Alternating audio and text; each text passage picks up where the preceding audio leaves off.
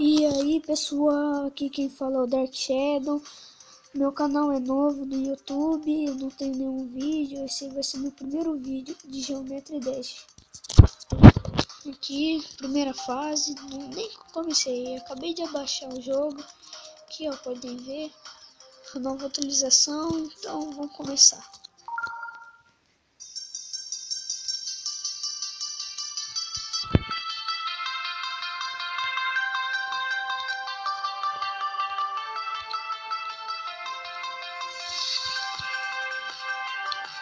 Pessoal, eu tô muito quieto assim porque tô muito concentrado. Eu jogava antes, mas faz um tempão que eu não jogo. A primeira fase é bem simples. Só tem calma e concentração.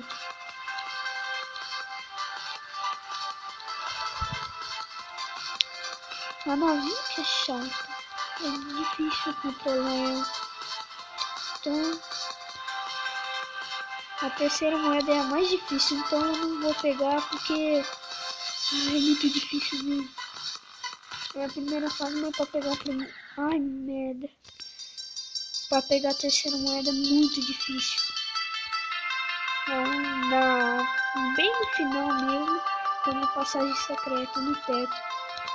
Que em vez de ser espinho, é um bagulho falso. Que dá pra você bater em cima e conseguir subir. Mas eu não vou pegar ela porque ela é muito difícil de pegar. Então eu só vou passar mesmo.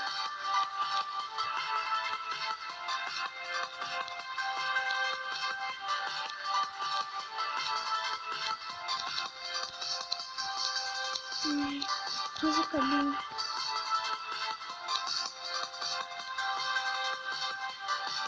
Quase tá.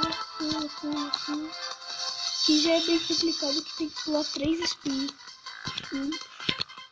Aqui, nada. Só parece fácil, mas quando você vai começar não é nem um pouco. Opa.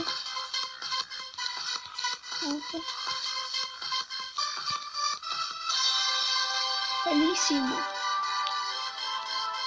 Vocês vão metade de voltar. É ali que tá passando de fato. E passamos, gente. Então, é só isso mesmo. Vou parando por aqui. Obrigado. Deixe seu like se você gostou. Se inscreva no canal. E tchau.